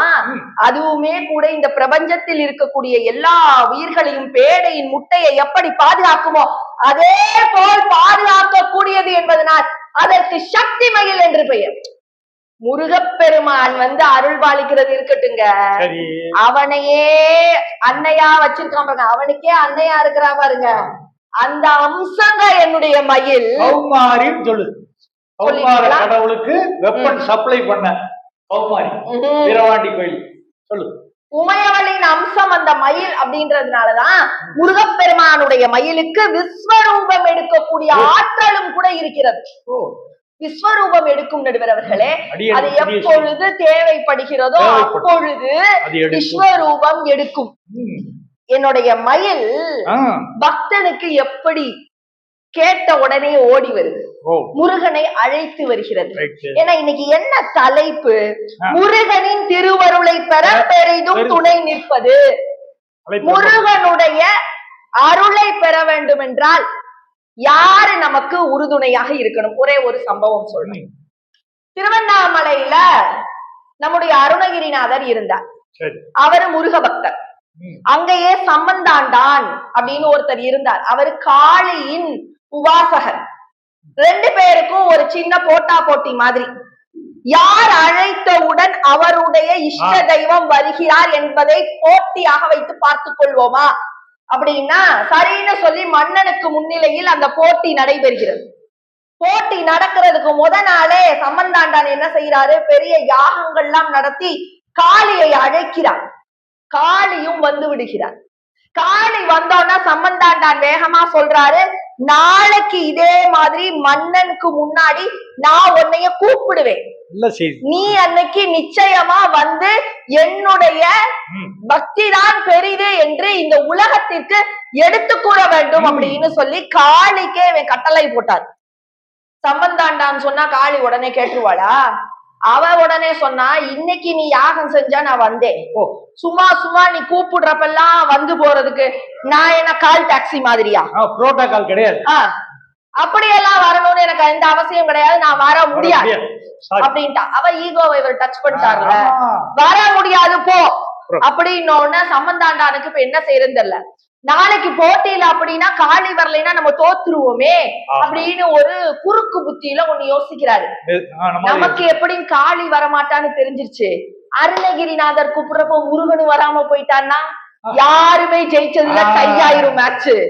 இன்னொரு நாள் திருப்பி நம்ம காளிய கூப்பிடுவோம், அவர் முருகனை கூப்பிடுவாரு, அப்ப பாத்துக்குவோம் போட்டிய அப்படின்னு காளிட்ட உடனே சொல்றாரு, சரி நீ வரலைனாலும் பரவாயில்ல, உன் பிள்ளைய அனுப்பிச்சிடாத. அருணகிரிநாதர் பாட்டு பாடுவாரு, முருகனை வா வான்னு கூப்பிடுவாரு. ஆமா, முருகனை வான்னு கூப்பிடுவாரு. அப்படி கூப்பிடும் பொழுது நீ முருகனை மட்டும் அனுப்பிச்சு விட்டுறாத அப்படின்ட்டா. உடனே காளி இந்த டீலிங்கு ஒத்துக்கிட்டான். சரி பரவாயில்ல, நானும் வரல, என் மகனும் வரமாட்டான் போ அப்படின்ட்டு போயிட்டான். அடுத்த நாள் மன்னனுக்கு முன்னாடி திருவண்ணாமலை ஆலயத்தில் வைத்து போட்டி நடக்கிறது. 2 பேரும் பாடுறாங்க. சம்பந்தாண்டானுக்கு நிச்சயமாக தெரியும் காளி வரமாட்டா, என்ன நேத்தே சொல்லிட்டு போயிட்டா, நான் நிகழ்ச்சிக்கு அவைலபிளா இல்ல, நான் வேற ஒரு இடத்துல நிகழ்ச்சி கொடுத்திருக்கேன், அதனால நீ அறக்கட்டளை நிகழ்ச்சிக்கு வேற யாரும் வச்சு பாத்துக்கோ அப்படின்னு நாளே சொல்லிட்டு போயிட்டான். அதனால சம்பந்தாண்டானுக்கு தெளிவா தெரியும் காளி எப்படி வரமாட்டா, அதனால பரவாயில்ல. இப்ப அருணகிரிநாதர் பாடுறாரு, முருகப்பெருமான நினைச்சு பலவாறு பாடிக்கொண்டே இருக்கிறார். முருகப்பெருமான் வரவே இல்லை. அவரு ஞான திருஷ்டியில என்ன நடக்குதுன்னு பாக்குறாரு. அங்க என்ன பண்ணிருக்கா பார்வதி தேவி, அவ நல்லா உக்காந்துக்கிட்டு, முருகன் சின்ன பையன் தானே, தூக்கி மடியில உட்கார வச்சு அணைச்சிட்டானோன்னா முருகனுக்கு அந்த பிடி நகலல. இப்ப அருணகிரிநாதர் இங்க வா வான்னு கூப்பிடுறாரு, டைம் ஆயிடுச்சு, நிகழ்ச்சி ஆரம்பிக்க போகுது, போய் அவர் நின்னாதான் செய்ய முடியும். ஆனா பார்வதி தேவி இறுக்கி பிடிச்சுக்கிட்டு இருக்கா, ஒண்ணும் பண்ண முடியல. என்ன பண்றதுன்னு யோசிக்கிறாரு. அப்பதான் அவருக்கு ஒரு நினைவு வருகிறது. ஒரு பாடல், அவரே பாடிய பாடல் தான் நினைவுக்கு வருகிறது. என்னன்னா, ஆதார பாதாளம் பெயர அடி பெயர மூதண்டம் முகடது பெயரவை ஆடும் மரபம் முடி பெயர என் திசைகள் பெயர எரி கவுள் கரி சரம் பெயரவை வேதாள தாளங்களுக்கு இசைய ஆடுவார் மிக்க பிரியப்பட விடா விழி பௌரி கௌரி கண்டு உளமகிழ விளையாடும் விஸ்தான நிறுத்த மயிலா அப்படின்ற பாடல் அவருக்கு நினைவித்து வருகிறது. என்ன பாடல் இது? அங்க மயில் ஆடுச்சு அப்படின்னோம்னா என்னெல்லாம் நடக்கும் அப்படின்றத சொல்ற ஒரு பாடல். மயில் அங்க நடனம் ஆடியது என்றால் பாதாள உலகம் இருக்கு இல்லையா, அந்த பாதாள உலகம் கூட கிடுகிடுன்னு நடுங்குமா. சரி, பாதாள நடுங்கிருச்சு. அடுத்து இந்த உலகத்திலேயே உயரமாக இருக்கக்கூடிய மூத்த மலை எதுவோ அதன் உச்சி நடுங்குமா. பாதாளமும் நடுங்கிருச்சு, உலகத்தின் உச்சியும் நடுங்கிருச்சு. நம்ம ஆதிசேஷன் இருக்காரு இல்லையா, அவருடைய ரோமங்கள் கூட அப்படியே அசைந்து கொடுக்குமா. அப்படி ஆடுமா என்னுடைய மயில். அது மட்டும் கிடையாது, அடுத்தடுத்து சொல்லும் பொழுதே சொல்கிறார், 8 திசையும் நடுங்கும், ஒவ்வொரு திசைக்கும் ஒவ்வொரு யானை காவலாக இருப்பதாக சொல்வார்கள். அஷ்டதிக் கஜங்கள் நம்முடைய ஆலயத்திலும் கூட கருவறையை சுற்றி அந்த அஷ்டதிக் கஜங்களை நம்மால் பார்க்க முடியும். அப்படி 8 திசையும் நடுங்கும் பொழுது அந்த அஷ்டதிக் கஜங்கள் என்ன செய்யுது, கொஞ்சம் கொஞ்சமா அப்படியே தவி தவி தவி தவி இடமாறுது. இப்படி எல்லாம் நடந்துகிட்டு இருக்கப்ப இந்த மயில் ஆடுவதை ரசித்து பார்த்து கொண்டிருக்கிறார். யாரு தெரியுமா? பெரிய ஆட்டக்காரர் நம்முடைய நடராஜ பெருமான் சிவபெருமான் அவர் தானே இருக்கிறதுலே பெரிய டான்ஸ் மாஸ்டர். பெரிய அந்த டான்ஸ் மாஸ்டர் இப்ப எங்க ஞான குரு எங்களுக்கு முன்னாடி உட்கார்ந்து என்ன நாங்க பேசுறோம் அப்படின்னு மாணவன் என்ன பேசுறான்னு கேட்டுட்டு இருக்காரு பாத்தீங்களா. அது மாதிரி பெரிய டான்ஸ் மாஸ்டர் உட்கார்ந்து மயில் ஆடுவதை பார்த்து ரசித்து மெய்மறந்து கொண்டிருக்காரு. அருமையா ஆடுது பாரு அப்படின்னு சொல்லிக்கிட்டு இருக்காரு. அவரே ரசிக்கிறார்னா பார்வதி தேவி என்ன தெரியுமா பண்றாளாம், வச்ச கண்ணு மாங்காம அப்படியே மயிலையே பார்த்து மெய் மறந்துட்டாளாம். இப்ப இந்த பாட்டு அருணகிரிநாதருக்கு நினைவுக்கு வந்துருச்சு. அப்ப மெய் மறந்தாதான் பார்வதியோடைய பிடி வெளியில வரும், பிடி வந்தாதான் முருகப்பெருமான் வர முடியும். உடனே ஒரு பாட்டை பாடுறாரு, அதல சேடனாராட அகிலமேறு ஆடன்னு ஒரு பாட்டை பாடுறாரு. பாடுறப்பவே சொல்றாரு, மயிலும் ஆடி நீ ஆடி வர வேண்டும். மயிலே இப்ப முருகனையே கூப்பிடலவரு மயிலுக்கு போயிட்டாரு. மயிலே நீ ஆடு, நீ ஆடுனா பார்வதி மெய் மறந்துருவாங்க, மெய் மறந்துட்டா பிடி போயிரும், பிடி போயிட்டா என் முறிய வந்துருவான்னு இப்ப மயிலுக்கு நேரடியா போனார் என்றால் 16 கால் மண்டபத்துல அருணகிரிநாதர் கூப்பிட்ட குரலுக்கு ஓடி வரவில்லை உன்னுடைய முருகப்பெருமான், பறந்து வந்தா மயில் மேல. அதுதான் முக்கியமான ஒன்று. அப்ப ஒரு பாயிண்டே போதும். சிக்கல்னு அவன் ஆரம்பிச்சப்பவே எனக்கு தெரியும் பின்னாடி நான் பேசுறதுதான் சிக்கலா இருக்கும்னு. ஐயா, பக்தனுக்கு ஒரு இக்கட்டான சூழல். முருகப்பெருமான் எப்படி கிளம்புவான்?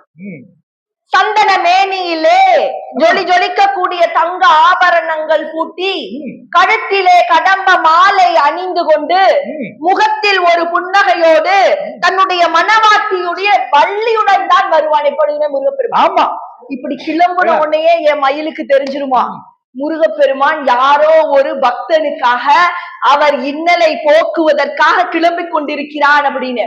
உடனே என்னுடைய மயில் ஒரு நடை நடக்குமா, அந்த நடையை பார்த்தாலே போதுமா பக்தனுக்கு மனசெல்லாம் குளிர்ந்து போயிருமா.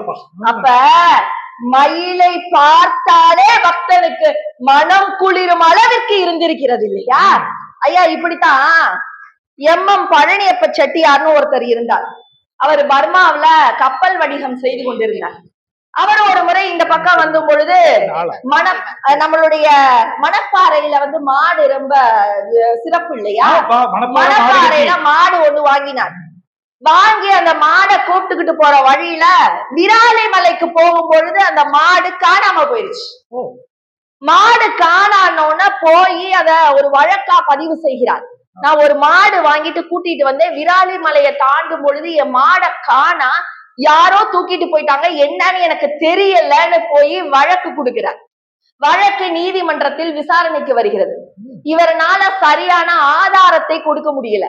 நான் மாடு வாங்கின ஆதாரத்தை இவர்னால கொடுக்க முடியல, அது அங்க இருந்து கூட்டிட்டு வந்த ஆதாரத்தை அவர்னால கொடுக்க முடியல. வழக்கு நிக்குமா? நிக்காது. எல்லாருக்கும் ஒரு சந்தேகம் வந்துருச்சு, ஒருவேளை இந்த எம் பழனியப்ப செட்டியார் வாங்கின மாடை எங்கேயோ ஒளிச்சு வச்சுக்கிட்டு ஊருக்காக யாரோ திருடிட்டு போயிட்டாங்கன்னு கம்ப்ளைண்ட் பண்றாரோ அப்படின்னு ஒரு சந்தேகம் வந்துருச்சு. வழக்கே அவர் மேல திரும்புற அளவுக்கு அங்க ஒரு சூழல் ஏற்பட்ட பொழுது அவர் அருமையான ஒரு முருக பக்தர் முருகனை வேண்டி அழைக்கிறார். அவர் அழைத்த குரலுக்கு நீதிமன்றத்திற்கு மயிலே வந்து சாட்சி சொன்னது என்று அந்த தல வரலாறு கூறுகிறது. விராலிமலை கோவிலுக்கு போனீங்கன்னா அங்க மீனாட்சி சொக்கநாதர் உடைய சன்னதி இருக்கு இல்லையா, அதுடைய சுவரில் பாருங்கள் சுதை சிற்பமாக இந்த சான்று கொடுக்கப்பட்டிருக்கிறது என்றார். முருகனே வரணும்னு அவசியம் கிடையாது, அதை மயில் வந்தாலே போதும். ஒன்றே ஒன்றை சொல்லி நான் நிறைவு செய்யலாம் அப்படின்னு நான் நினைக்கிறேன். சாட்சி சொன்னதை கேட்டிருக்கோம், ஹைகோர்ட் பேச்சியம்மன் சாட்சி சொன்னதை கேட்டிருக்கோம், மயில் சாட்சி சொன்னதை சண்முகதேவி மூலமா தான் கேட்கிறோம். கைத்தட்டுங்க, நல்ல செய்தி. இப்ப முருகப்பெருமான் பக்தருக்கு அருள் பாலிப்பதை பார்த்தோம் இல்லையா, இதே முருகப்பெருமான் பகையை அழிப்பதற்கு கிளம்புகிறார் என்றால் எப்படி கிளம்புவார்? காலிலே கழல் அணிந்திருப்பார், இடையிலே வாளை வைத்திருப்பார், கையிலே வேலை வைத்திருப்பார். அவங்க சொன்ன மாதிரி முகம் கம்பீரமாக இருக்கும், நெற்றியில் வெற்றி திலகம் இருக்கும். சுற்றி இருப்பவர்கள் எல்லாம் முருகப்பெருமானுடைய அருளை போற்றி புகழக்கூடிய கோஷங்கள் கேட்டுக்கொண்டிருக்கும். அப்படி முருகப்பெருமான் கிளம்பும் பொழுது என்னுடைய மயிலுக்கு தெரிந்துவிடும் அவன் போருக்கு கிளம்புகிறான். பகையை அழிப்பதற்காக கிளம்புகிறான் என்பதை என்னுடைய மயில் தெரிந்து கொள்ளும். மயில் தெரிந்து கொண்டவுடன் விஸ்வரூபம் எடுக்குமா? அப்படித்தான் சூரபத்மனோடு போருக்கு முருகப்பெருமான் கிளம்பும் பொழுது என்னுடைய முருகப்பெருமானுடைய அந்த கோலத்தை பார்த்தவுடன் மயில் விஸ்வரூபம் எடுத்து கிளம்புகிறது. விஸ்வரூபம் எடுத்து மயில் கிளம்பும் பொழுது அதனுடைய ஆற்றல் எப்படி இருக்கும் என்பதை ஒரே ஒரு பாடலின் மூலம், கந்தர் அலங்கார பாடலின் மூலம் தெளிவுபடுத்தி விடலாம். குசை நெகிழா வெற்றி வேலோன் அவுணர் குடல் குழம்ப கசையிடு வாசி விசை கொண்ட வாகன பீலியின் கொத்து அசை பட கால்பட்டு அசைந்த மேற அடியின் என் திசை வரை தூள்பட்ட அத்தூளில் வாரி கிடற்பட்டது அப்படின்னு பாடியிருக்கிறார். இந்த பாடலுடைய அர்த்தத்தை சொல்லி விடுகிறேன். அப்பா ஏற்கனவே சொல்லிட்டாரு, வெறும் பாட்டை சொன்னோம்னா ஒண்ணும் புரியாது. இந்த பாட்டுடைய அர்த்தத்தையும் நான் சேர்த்து சொல்கிறேன். ஐயா, முருகப்பெருமான் கிளம்புகிறான் என்றால் அந்த மயில் மேல கிளம்பும் பொழுது அந்த மயிலை பார்த்தாலே எதிரிக்கு அப்படியே அள்ளு விட்டுருமா. மதுரை பாஷை, மதுரை பாஷை. அள்ளு எப்படிடா விடும்? அது நீங்க முருகனுக்கு ஆமா, உடல் குழம்ப அப்படியே உள்ள என்னமோ செஞ்சு ஒரு பயத்தை ஏற்படுத்திடுமா. அப்படியே அது வரும் பொழுது பறந்து வருது இல்லையா, அதற்கு ஒரு பெரிய தோகையை விரித்து வரும் இல்லையா, அந்த விரித்து வரக்கூடிய தோகையில் ஒரே ஒரு கொத்து அசைறதுலயே ஒரு காத்து வரும். அந்த காத்து என்ன பண்ணும் அப்படின்னம்னா, மேரு மலை இருக்கு இல்லையா, அதையே அப்படியே தூள் தூள் ஆக்கக்கூடிய சக்தி படைத்ததாம். அதையே அப்படியே ஆட்டிருவான். அத ஆட்டுல இந்த 8 திசைகள்ல இருக்கக்கூடிய மலைகள் எல்லாம் சுக்கு நூறாக சிதறி அந்த துகள்கள் எல்லாம் கடலில் போய் விழுந்து விடுமாம். அந்த துகள்கள் விழுந்ததினாலே அந்த கடலே காணாமலே போயிரும் அப்படின்னு பாடுறாருன்னா என்னுடைய மயிலின் ஆற்றல் எப்படிப்பட்டது. ஒரே ஒரு சூட்சுமத்தை மட்டும் சொல்லி நிறைவு செய்கிறேன். இந்த பாட்டுல என்ன சொன்னாரு? மலை தூள் தூளாகுது. மலைன்றது நம்முடைய வாழ்க்கையில எப்பொழுதுமே உயரமான நிலையில இருக்கின்ற ஒரு ஆணவம் இருக்கும் இல்லையா, என் மயிலை நினைத்தால் அந்த ஆணவம் பொடி பொடியாக சிதறும். அந்த பொடி பொடியாக சிதறியது கடலில் போய் விழுந்து, கடல் பள்ளம் தானே, அந்த பள்ளமே காணாம போயிரும் சொல்றாரு இல்லையா. வாழ்க்கையில எவ்வளவு கஷ்டங்கள் நமக்கு இருந்தாலும் கூட மயிலை நினைத்து விட்டால் போதும், அந்த மயில் அந்த கஷ்டங்கள் அனைத்தையும் போக்கிவிடும் என்பதுதான் இதன் தத்துவமே. நான் இப்படி சொல்லி நிறைவு செய்து அமர்கிறேன். முருகன் போர்க்கடவுள் மட்டும் கிடையாது. அவன் போர்க்கடவுளாக இருந்தாலும் கூட அவன் சூரனை அழிக்கவில்லை. 18 வருடங்கள் சூரபத்மனோடு போர் புரிந்தான் முருகப்பெருமான். ஏன் 18 வருஷம் போர் புரிஞ்சான்? அவன் நினைச்சிருந்தானா ஒரே நிமிஷத்துல சூரனை கொன்றிருக்க முடியும். ஆனால் முருகன் ஆசைப்பட்டது சூரனை அழிக்க வேண்டும் என்பது கிடையாது, சூரனை திருத்த வேண்டும் என்பதுதான். அப்படி திருத்தினான் என்றால் அதற்கு சான்று மயில்தான் என்று கூறி நல்லதொரு வாய்ப்பிற்கு நன்றி கூறி விடைபெறுகிறேன். நன்றி, வணக்கம். அப்ப முதல்ல பேசின வேல்ல பேசினவங்க எங்க வேல் குத்துறதுக்கு மட்டும் இல்ல, அழிக்கிறதுக்கு மட்டுமல்ல, ஞான வேல் அப்படின்னு வேலை பேசணும். ஞான வேல், வீரவேல் அப்படின்னு அத அழகாக அருணி நெஞ்ச கனகல்லும் நெகிழ்ந்து உருகின்வார். நெஞ்ச கனகல் ஒரு மோசமானவனுடைய மனசை கூட உருக்குவதற்குரிய வேலை பெற்றிருக்கிறவே முருகப்பெருமான் அப்படின்னு ஞானத்தின் வடிவமாவே பேசினாங்க. இன்னொன்னு வேலுக்கு அவை பாட்டி என்ன சொல்றா? கொடியது கேட்கின் நெடிய வெல் வேலைங்கிறா, இனியது கேட்கின் தனி நெடு வேலைங்கிறா, பெரியது கேட்கின் எரி தவள் வேலைங்கிறா, அப்புறம் அரியது கேட்கின் நெறி தவள் வேலைங்கிறா. வேலுக்கு வடிவா ஜாஸ்தி அப்படின்னு வேலை பத்தி பேசுறவங்க. ஆகவே வேல் சிறந்ததுன்னு முடிக்கலாம். ஆனா அந்த காலமழை புலவர்னு ஒருத்தர் இருந்தார். எல்லாரும் முருகனை பார்த்தா என்ன பண்ணுவோம்? வெற்றிவேல் முருகனுக்கு அரோகராடணும், இரவேல் முருகனுக்கு அப்படிதானே. முருகப்பெருமான் பல்லக்கில் இப்படி ஆடி வீதி பக்கம் வந்துகிட்டு இருக்காரு. இவர் பாக்குறாரு, காலமழை புலவர் தமிழுக்கே உரிய தலைச்சருக்கு, ஆனால் உள்ள அர்த்தம் இருக்கு. அப்பன் இறந்துண்ணி ஆத்தாள் மலையிலி ஒப்பரிய மாமன் உருதிரி சப்பை பெருவைரன் அண்ணன் ஆறுமுகத்தானுக்கு இங்கு எண்ணும் பெருமை இவை அப்படின்னு பார்த்தா வைரமா இருக்கான். உங்க அப்பா பெரிய பிச்சைக்காரன், உலகத்துல 1ஆம் நம்பர் பிச்சைக்காரன் உங்க அப்பா தான் அப்படின்னா அவளுக்கு வைரமா தெரியும். ஆனா பிரம்மகத்தி தோஷம் பிடிச்சதுனால கபாலமே அவருக்கு பிச்சை பாத்திரமா மாறிடுச்சு அப்படிங்கிற ஒரு பெரிய வரலாறு. அப்பன் இறந்துண்ணி ஆத்தாள் மலை நீலி பர்வதவர்த்தினி, நமக்கு வேற மாதிரி தெரியும். பர்வதவர்த்தினி அந்த மலைக்கே சக்தியா இருக்கிற அவதான். சரி, ஒப்பரிய மாமன் மைத்துனர் மாமன், எங்க மாமா எங்க அத்தாண்டாரு. ஒப்பரிய மாமன் உரு திருடி, பெரிய களவாணி பெயர் அப்படின்னு நமக்கு நேரடியான அர்த்தம். ஆனா அவர் தன்னுடைய பால பருவத்துல வெண்ணெய் திருடி உண்ட அதுதான் உலகத்தை காட்டினாருங்கிற செய்தி இருக்கு. சப்பை பெருவயிரன் அண்ணன் ஸ்பெஷல் சைல்டு யாரு? விநாயகர் பெருமானம். அப்படி பிள்ளை அப்படின்னு வயிறமா இருக்கான். ஆனா அவனுக்கு வயிறு தான் உயிர். அள்ளு விட்டுச்சுன்னு சொன்னேம்மா, குடல ஈர கொலையெல்லாம் நடுங்கும். அந்த வயிறு சரியா இருந்தாதான், வயிறு சரியா இருக்க போய் தான் உங்க உயிர் சரியா இருக்கு. நீங்க எல்லாம் உட்கார்ந்து இருக்கீங்க. 60 வயசுக்கு மேல நீங்க உட்கார்ந்து இருக்கீங்கன்னா 1.5 மணி நேரம் நீங்கள் முருகப்பெருமானுடைய அருளை பெற்றவர். 60 வயசுக்கு மேல இருக்கலாம்.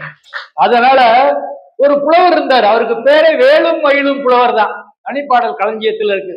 அவர் 1000 பாட்டு என்னால சொல்ல முடியாது, படிச்சிருக்கோம். அவர் பேரே வேலும் மயிலும் புலவர் தான். அவர் பேரு ராமசாமியோ குப்புசாமியோ வேல்சாமியோ கூட இருக்கலாம். அவர் வேலும் மயிலும் பாடிக்கிட்டே இருந்தனால அவருக்கு அந்த காரண பேர் வேலும் மயிலும் புலவர். அவர் சொல்றாரு, அடிக்கணும் வேலும் மயிலும் என்பேன். என்னை நல்லா தூக்கி போட்டு அடி மிதிச்சாலும் வேலும் மயில் தான் சொல்லுவேன். அடுத்து என்ன, கடும் காலன் என்னை பிடிக்கணும், எமனே வந்து என்னை பிடிச்சாலும் இல்ல எல்லாரும் என்னை அரெஸ்ட் பண்ணாலும் போக்சோ சட்டத்துல உள்ள தள்ளினாலும் அப்பா கூட சொல்லிடுவான் இல்ல இல்ல அப்படி சொன்னாலே போய் சேரும். கடுங்காலன் என்னை பிடிக்கணும் வேலும் மயிலும் என்பேன். இப்ப அது வேற வடிவத்துல இருக்கல, வல்ல அளவு வருது, பெரிய அனகோண்டா பாம்பே வந்து என்னை கடிக்கணும் வேலும் மயிலும் என்பேன். மணல் மேல் இந்த பூமியில இருக்கும்போது என் மண்டை வெடிச்சாலும் சரி வேலும் மயிலும் என்பேன். செந்தில் வேளவேனேன்னு ஒரு புலவர் பாடியிருக்கார். அவர் கைத்தட்டுக்க பேரே தெரியல, வேலும் மயிலும் துணை. அதெல்லாம் படிக்க சொல்லி படிக்க வச்சவரு மரியாதைக்குரிய ஞானசாமி. அப்ப அறுபடை வீடு கொண்ட திருமுருகா, பாட்டுடை தலைவன் என்றே உன்னை வைத்தேன், என்னை பாடி தொழுவதற்கே உன்னை பாடி தொழுவதற்கே என்னை வைத்தேன்னு நக்கீரர் பாடுற மாதிரி கண்ணாசையும் பதிவு பண்ணாரு. ஹரிச்சந்திர புராணத்துல ஒரு செய்தி வரும். நான் 8th ஸ்டாண்டர்ட் படிக்கிறப்ப அது எங்களுக்கு மனப்பாட பகுதியா இருந்துச்சு. வேலை பழித்த விழியாளை சினத்தரசன் வெட்டென்று உரைத்த பொழுதே சால சவங்கள் சுடு கோழினாடு தனிந்து தள்ளி சென்ற புலையன் அப்படின்னு ஹரிச்சந்திரன் வர்ணிக்கிறாரு அந்த ஹரிச்சந்திர புராணம். வேலை பழித்த விழியாளைங்கிறார். சந்திரமதியை சொல்லும் போது வேலை விட கூர்மையான விழிகளை கொண்டவள்ங்கிறார். அதனாலதான் வேல்விழின்ற பேர் இருக்கு, மயில் விழின்னு பேர் இல்லை. மயில் வாகனம் இருக்குப்பா, மயூர வாகனம்லாம் பேர் இருக்கு, மயூரின் பேர் இருக்கு. மைசூர் பக்கம்லாம் அந்த பேர் வைப்பாங்க. அப்ப நம்ம ஆளுக பாடல் படிக்கும் போதே பொன்னானாலும் வடிவேல் செய்யும் பொன்னாவே, பனிப்பூவானாலும் சரவண பொய்கை பூவாவே, தமிழ் பேச்சானாலும் திருப்புகழ் விளக்க பேச்சாவே, தமிழ் பேச்சானாலும் திருப்புகழ் விளக்க பேச்சாவே, மனம் பித்தானாலும் முருகன் அருளால் முத்தாவே, மண்ணானாலும் திருச்செந்தூரி மன்னாவே, ஒரு மரமானாலும் பழமுதி சோலை மரமாவே, கருங்கல்லானாலும் தணிகை மலையில் கல்லாவே, பசு புல்லானாலும் முருகன் அருளால் பூவாவே. நல்ல தலைமுறை, சரியான இன்டர்வியூ. அதனால வரி நல்லா வந்துச்சு. வாழ்க பாரதி. ஆமா, அப்ப இப்படி என்னன்னாலும் நான் வடிவல் ஆகணும், மயிலாகணும். கலாப மகிழ், கோல மகிழ், வண்ண மகிழ் நிறைய இருக்கு. பொதுவா அந்த கருத்த மயிலை தேடித்தான். முருகனுக்கு சிவப்பாவே ஒரு மனைவி இருக்கு, தெய்வானையை யாருக்குமே தெரியாது. ஆனா இந்த கருவாட்சியை மட்டும் எல்லாருக்கும் நல்லா தெரியும். இதை நான் சொல்லலைன்னா கருப்புனா ரொம்ப பிடிக்கும். பாரதி ரொம்ப நல்லா சொல்லியிருக்கான். வள்ளி மேல ஒரு பாட்டு பாடி இருக்கா, மனுச்சு அழுதுட்டீங்க வள்ளி மேல. ஏன்னா அவ ஆண்களை வாரி வாரி கொடுத்தா வள்ளல் வாங்க, தமிழை இந்த மண்ணுலகத்துக்கு வாரி வாரி கொடுத்தவர் வள்ளி. அதுக்காகத்தான் தலைவர் இங்க தேடி வந்தாரு. அல்ல, அது எதுல வர்றாரு, பைக்கெல்லாம் மயில ஏறி வந்தாரு. அதனாலதான் என்ன பண்ணாங்க, இத்தனை மாந்தருக்கும் ஒரு கோயில் போதாது சத்திய திருநாயகா. இது மயிலுக்காக, வேலுக்கு நிறைய சொல்லலாம் பாப்பா, ஆனா மயிலுக்கு சொல்றது ரொம்ப கஷ்டம். ஆனா சண்முகாதேவி தூக்கி நிறுத்திட்டாங்க. ஏன்னு கேட்டீங்கன்னா, மயில் தத்துவார்த்த சம்பந்தப்பட்டது. வள்ளலாறு சம்பந்தப்பட்ட ஐயா உட்கார்ந்துருக்காரு, அவர் ஒரு பாட்டு பாடியிருக்காரு வள்ளலார். வானத்தில் மயிலாட கண்டே மயில் குயில் ஆச்சுதடி அக்கச்சிங்கிற அவர். இது யார்? வள்ளலார் ஒருத்தர் தான் பார்த்திருக்காரு, வெகுஜன மக்கள் பார்க்கல. அதனால யாருக்கும் வானத்தில் மயிலாட கண்டே மயில் குயில் ஆச்சுதடி அக்கச்சி. இது தத்துவார்த்த வழக்கம். தத்துவம் நமக்கு தேவையில்லை, எளிமைதான் தேவை. வேல் என்பது விந்து, மயில் என்பது நாதம். நம்ம எல்லாமே விந்து நாத தத்துவத்துக்கு பிறந்தவர்கள். விந்து நாதம் தான் தத்துவம்னு சொல்றதுதான் மயிலோட அம்சம். அதனால எல்லாரும் தத்துவ ஞானத்தை புரிஞ்சுக்க முடியாதுன்னா என்ன பண்ணாரு, அருணகிரிநாதர் நோட்ஸா கொடுத்துருக்காரு. நோட்ஸே நமக்கு புரியல, அதனால கொஞ்சம் கஷ்டம்தான் அது. அதனால என்ன செய்யணும், நம்ம மக்கள் ஏஎல் விஸ்வல்லா தங்கமயம் முருகன் சன்னிதானம், சாந்திமயம் முருகன் எழிற்கோளம் அப்படின்னா அவனுக்கு சந்தோஷமா இருக்கும். அங்கமெல்லாம் மாணிக்கம் புஷ்பராகம், அங்கே 1000 சூரியனின் ஒளி வீசும், அங்கே 1000 சூரியனின் ஒளி வீசும். டீச்சர்லா கைத்தட்டு. முருகா முருகா முருகா வருவாய் மயில் மீதினிலே. பாரதி அப்படி ரொம்ப ஆச்சரியமா சொல்றான். நீங்க பெரிய பெரிய பாட்டுலாம் சொல்ல முடியல. பாரதி சொன்ன அந்த வரி, பள்ளினை காட்டி லேச சிரிச்சிருக்காளாம். யாரு? இந்த கருவாச்சி பள்ளி. கருவாச்சி நான் உடனே சொல்லப்பா, நீ அழகி. பள்ளினை காட்டி, பள்ளினை கருப்பா இருக்கிற சிரிச்சானா பல்லு அழகா இருக்கும், உண்மையிலே ரொம்ப அழகா இருக்கும். பள்ளினை காட்டி முருகேசன் சிரிக்கிறப்ப நல்லா இருக்கும். எதுக்காக ஒரு 5 நிமிஷம் விட்டு கொடுப்பீங்கன்னா, பள்ளினை காட்டி இதை முடிச்சிருவோம். பள்ளினை காட்டி வெண்முத்தை பழித்திடுமா. பாரதி வைக்கிறான், பள்ளினை காட்டி வெண்முத்தை பழித்திடும். வெண்முத்தோட அழகா இருக்குமா. கருவாச்சியில பள்ளக்காட்டு வெள்ளையத்தான் இருக்கும். பள்ளினை காட்டி வெண்முத்தை பழித்திடும் வள்ளியை ஒரு பார்ப்பன கோலம் தரித்து கரம் தொட்ட வேளா அப்படின்னு பாரதி வைக்கிறது. முதல்ல ஏஎல் ப்ரொடக்ஷனை, ஏஎல் அந்த விஞ்ஞான நுட்பத்தை பயன்படுத்தினவர் யாருன்னா முருகப்பெருமான் தான். தென்மலை காட்டிலே கல்லினை ஒத்த வலிய மனமுண்ட பாதகன் சிங்கன் கண் 2, அந்த அசுரனுடைய கண் 2 1000 காக்காய்க்கு டிஷா போட்டிருக்காராம். யாரு? வேல். இப்படி எல்லாம் உன்னையே மயில் கொண்டேன் வள்ளி மேல அப்படி சாத்த வடிவத்தினுடைய சொந்தக்காரன் இல்லையா பாரதி, அவனுக்கு சாத்த வடிவம் ரொம்ப பிடிக்கும். உன்னையே மயில் கொண்டேன், முருகனுடைய ஆளை இவர் சொல்றாரு, உன்னையே மயில் கொண்டேன் வள்ளி ஓமையில் அறியாய், உன்னை ஒப்பிடவே முடியாது, உயிரினும் இனியாய் வள்ளின்னு இந்த 4 வரையும் படிக்கும்போது நான் மனம் அழுதுறேன். பாரதி எப்படி உயிரா பாடியிருக்கிறார். அது அழகா மகிழை பற்றி சொல்லும்போது சொல்லியிருக்காரு. வள்ளியை கூப்பிடுங்க. இங்க பாருங்க, நீங்க பூரா விவரமான ஆளுங்க, நீங்க கலெக்டரை பழகணும்னு அவசியமே இல்லை, ஆனா கலெக்டர் பிஏ நீங்க பழகி வச்சுக்கணும். அது மாதிரிதான் முருகன் நம்ம நேரடியா தொடர்ந்து அவசியம் இல்லை. அருணகிரிநாதரையும் அவ்வை பாட்டியையும், இல்ல அவருக்கு எதெல்லாம் பிடிக்குமோ, அவருக்கு எது பிடிக்கும் முருகனுக்கு, தமிழ் ஒண்ணு நீங்க படிக்கணும் பிடிக்கணும், இல்ல தமிழுக்கு உங்களை பிடிக்கணும். அதனால என்னை ஆழ்வாய் வள்ளி இளமயிலேங்கிறாரு. அப்படி சொல்லும்போது இளமயிலேன்னு சொல்றாரு. என் இதே மலர் வாழ்வே கனியே சுவையுறுத்தே தேனே கலவியிலே அமுது அணையாய் தனியே ஞான வெளியாய் நிலவெளில் நினைவு மருவி வள்ளி அப்படின்னு சொல்ல, அதெல்லாம் அழகான கற்பனை. நீயாகிடவே நான் வந்தேன்கிறார். நான் நீயாகணும் அப்படின்னு கெஞ்சினவே பாரதி. பழனியிலே இருக்கும் கந்த பழம், நீ பார்வையிலே கொடுக்கும் அன்பு பழம், பழமுதிர் சோலையில் முதிர்ந்த பழம். அடுத்த வார்த்தை தான் கவனிக்க, பக்தி பசியோடு வருவோர்க்கு ஞான பழம். நமக்கு பக்தியே இல்லை, அப்புறம் எங்க பசி இருக்கும்? கஷ்டம் இல்லையா? பக்தி இப்ப பயிர் பசிக்குது, நல்ல காப்பி குடிக்கலாம். அப்ப பக்தி பசியோடு வருவோருக்கு ஞான பழம். அப்ப அப்ப இது என்னடா ரெண்டையும் ஒரே மாதிரியே சொல்லிட்டு போறையே அப்படின்னா, according to the law of Privy கவுன்சில்னு ஒண்ணு இருக்கு. அதாவது நமக்கு இந்தியாவில் ஒரு சட்டம் வந்து சரியாகலைன்னா, according to London Privy Council, ஏன்னா நமக்கு வெள்ளக்காரன் போட்ட சட்டம் தான் இன்னைக்கு வரைக்கும் இருக்கு.